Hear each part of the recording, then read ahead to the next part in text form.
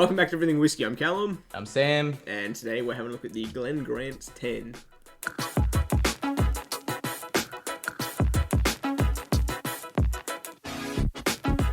Today we're doing the Glen Grant 10. It's another budgety whiskey, a budgety scotch, because lockdown, it ends tomorrow, which will be the 11th of June. I don't know when we're able to catch up next, but hopefully within the next, at least within the next week. So hopefully back to normal, shooting episodes within, like a week or two. Yeah, normal episodes. So another budget one to help our wallets, and because I think it'll help other people in lockdown too that don't want to spend too much. The Glen Grant is not too bad, I feel like. So how much was it? I think it's $60. So I mean, it's a little bit above what I consider budget. I think I even spent like $58 or something like that. I did buy it at my range place, but yeah. I've seen it range from like 55 to like 70, but most of the time it's not above like 60, 65. But yeah, it's a Speyside. It was founded in 1840. And it was bought like a while later by what was it? Shivers. Shivers bought it at some point, and then they sold it again in like 2005, I think, to Campari. So if you know Campari, as in the they own everything Campari. Digestivo, or what do you call Campari? It's a liqueur, but it's like a tart, or not tart, but like really bitter orange liqueur. Yeah. I think it's in the Digestivo kind of like category of liquors. It's really nice. It's what you add into a Negroni if you haven't had one of those. That Campari is like amazing. Coke. They own everything. Oh yeah. No, they Campari, own so much. I think stuff. It's called Gruppo and Campari. They started in like 1840. They're very big. They own a lot of stuff. But yeah, this is a 10-year-old single malt. And this one, obviously, I was going to say, it's the biggest, it's the highest selling single malt whiskey in all of Italy. And I was like, why is that? And then I was like, it's Campari. Campari is an Italian company. So no wonder. So it's a very, they do like the actual distillery itself does, like, it has a capacity of like 6 million liters and stuff. Also, if I can get this right, Jim Murray has rated this. Don't talk about Jim Murray. I think he's been cancelled. Yeah, he's been cancelled, but sexist, misogynistic. But surely it holds some value, because they got this. I bought this in 2018 or something, and they had that medal, and they're still holding it. Yeah, but medals. We've spoken about this before. Medals are normally given to the things that are not interesting, but like not challenging at all. Like things that are just kind of like very easy on the palate, which is not a problem. This is my second or third bottle, and I really like this whiskey. Oh yeah, no. I what I like about this is that it has. Well, we'll get into the notes and stuff. It has like a bit of black pepper in it. It's not just like the typical honey malt, kind of stuff that you get. It's got a bit more of that peppery kind of like character to it. It's super light. It's like white pepper. And it's so sweet that you don't get the sharpness. You just get this kind of like a bit more savory kind of flavor to it. Kind of like it's like a better version of, what am I thinking of? The High Commissioner. You know how the High Commissioner had like that peppery note? It's like that, except it's more rounded than the High Commissioner. Yeah. The 10 years have helped it quite a bit in how rounded it is and how palatable it is for, well, I assume newcomers, but also people like us who have been around a while with some challenging stuff. It's still enjoyable. This was my second ever whiskey after the Yamazaki. Yeah. Yamazaki was number one for me, and then this was my second. Yeah, the Yamazaki bottle. It was just the regular Yamazaki. It was no age statement Yamazaki. And but my first one, we both bought Hakushu. it. It's such a weird, like now you tell someone that and they're like, what the hell? Those are expensive. Yeah. And like back then they weren't cheap, but they weren't that expensive. Like how much? Well, they were like $100 each for the no age statement. I think mine ones. was 110, yeah, something like that. Yeah, 110, 115. You had the Yamazaki, I had the Hakushu.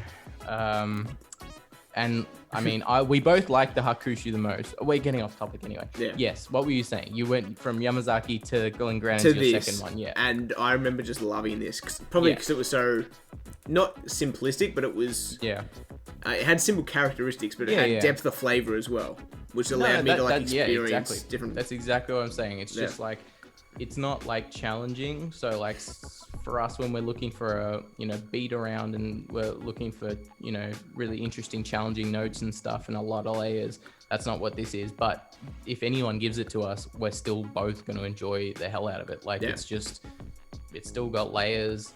Then none of them are challenging.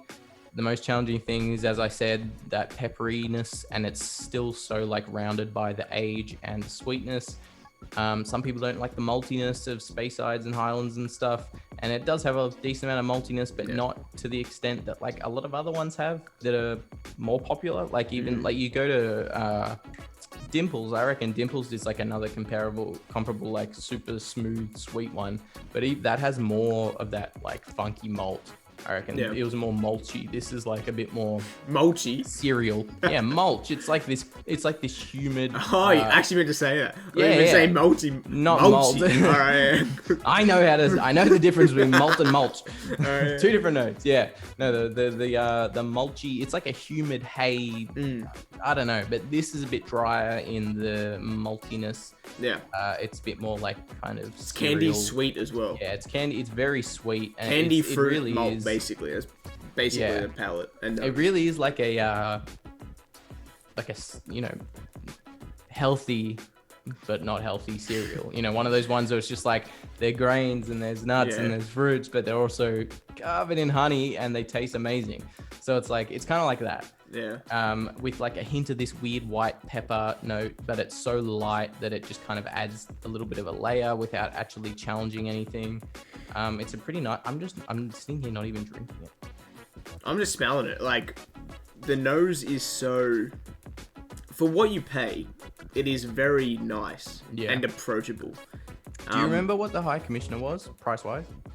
I think that's only like $40. Because I reckon that was it would be very good cheap. to do a like comparison between that kind of thing, just to see where like $20 gets you in the budgety range. And we're talking budget Australia. So if you're like $60, that's not budget. Yeah, in America, yes, you can probably get this for like $15 or $20 or something like that.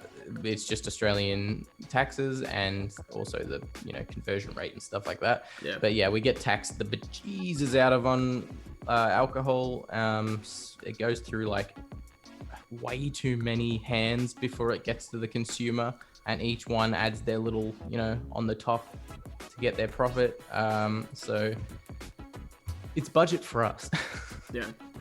And I like it. I think it's well, so we're calling it 60. What do you reckon you'd choose, this or Dimples? Well, if I was going to drink one or the other. Yeah, they're both about. Oh no, Dimples is cheaper, isn't it? Depends what. If you bought 12. If you bought the Dimples 15, I'd probably. No, 12. If we're going 12. We're going 12. I'd go with the Glen Grant. So Glen Grant. 10. Yeah. So would I, but the Dimples 12 I think is pretty commonly consistently cheaper than the Glen Grant 10. Yeah, and but I think it has more character, well. the Glen Grant. Dimples is they're Dimples is everywhere. They're everywhere. We should probably jump into the taste. We've described the nose, but I think we should jump into the taste. Chatting nonsense. Yeah.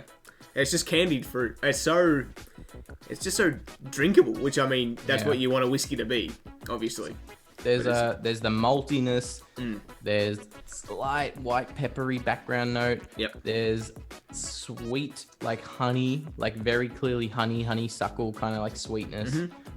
There's like desiccated candied fruit. So you get, how you get like those dried fruits in bags. You get like the peaches and the pineapple and the mango and the banana and all of those. It's like all of those combined. It's like very sweet, but it is quite like caramelized fruity sweet. It's not just like very clearly someone's put like a dump truck of just plain sugar in it. It's got a little bit of a actual like sweet note to it.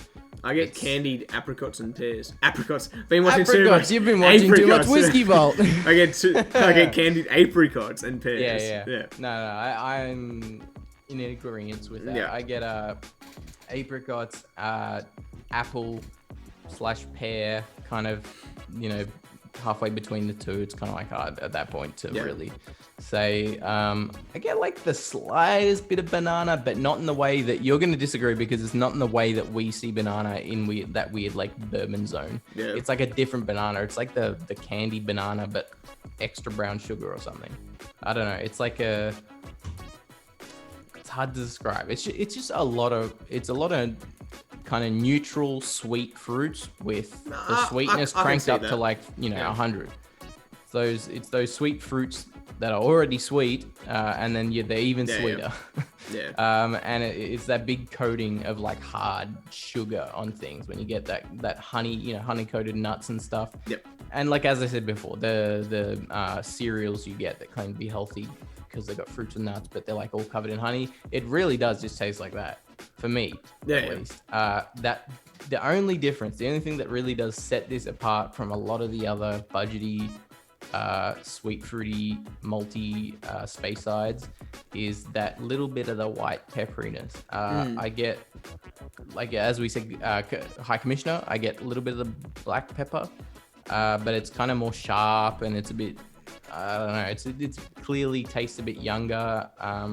A bit more spiky, whereas this one it's got the peppery note, but it's really faint. It's a layer that is interesting for people who like, I have been around the block and can delve deep, but it's also it's faint enough to not bother anyone who doesn't want that kind of savory, harsh note. Yeah. So it's threading the needle pretty well.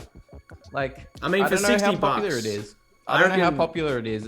Like, obviously, Italy, it's popular. But America, Australia, UK, I have no idea. I assume quite popular because it is at every goddamn liquor store in Australia. Yeah. But I don't know if that equates to people buying it or just like... And they also pump out 3 or 4 different variations. There's the 10, what are the other ones? 12, 10, 12. There's it's like Aberalis or something like that. Do they have a non-age statement? I swear they have like a budget. I mean, they must, but I'm pretty sure I don't think we come across it all that often. Let me Google. They do like an Aberalis, which is, I don't know what it is. I think that's Spanish. Yeah, Aberalis. Maybe? I think that's a Spanish finish. It's like the orange box, Yeah, the orange and blue teal box. But that's cheap as hell as well. Like that's... Yeah, like $55. They all range up to like $70. I think Aberalis is like the most expensive one. I think it goes 10, I got 12 the Aberalis in front of me. It says from Liquorland, $55. Yeah. Roth Speyside, that's where the distillery is. James Grant. What is interesting about it? Age in ex-bourbon and Spanish sherry. Yeah. There's no age statement though, so maybe that's their little kind of. Maybe is that cheaper? That's the thing. It's like So maybe it's like the 10, it's $55, $60. And it's like there's our special edition Aberalis, only $55. And it's like, but we don't tell you how old it is. Yeah. It might be 4 years old. Which, look, I mean, it's not that big of a deal. What is it? 3 or 4 years is the minimum for Scotch in general. I think it's 4. I think, yeah. I think 4 is minimum in Scotland to be able to be called Scotch, which is good. I like that. But I mean, to be fair, like with these notes in mind in the 10, I would like to see how they compare in that Aberalis, in that finish, in that Spanish oak finish. Yeah. Like maybe it would probably be younger. Oh no, it would I'm most definitely be younger. I want to. But no, I'd still like to see what kind of character. I feel like if you have the 10 and the Aberalis, you'll be able to tell the difference between a whiskey that is just younger and a whiskey that is aged in different casks. Like I feel like sherry, ex-bourbon, whatever. Most scotches are ex-bourbon. At some point, there's ex-bourbon in the timeline of a scotch. But with sherry, if there's not normally a sherry cask involved with the 10, and then we tried the Aberalis, I feel like I could tell the difference between sherry cask and just like, young age. I feel like those are very different flavor notes that those imbue. They can tell that like if it's super young, it's gonna be sharp, it's gonna be green, it's gonna be a little bit different. And then sherry imparts like super unique, obvious notes. Yeah. So I reckon we should compare the Aberralas because I reckon we could tell. Yeah, I mean, apart from, I feel like we've said most things that could be said about this. I feel like specifically me has been rambling about not really relevant stuff just because I'm bored in quarantine. I don't know what else to talk about. I just don't. I want to talk about whiskey, but there's just so little input that I've got at the moment. I can't really do anything. There's nothing around me. I've been deliberately not drinking at all. So if you did enjoy this episode, leave us a like. If you want to see future episodes from us, maybe consider hitting that subscribe button. If you do, we'll see you in the next one. Cheers. Cheers.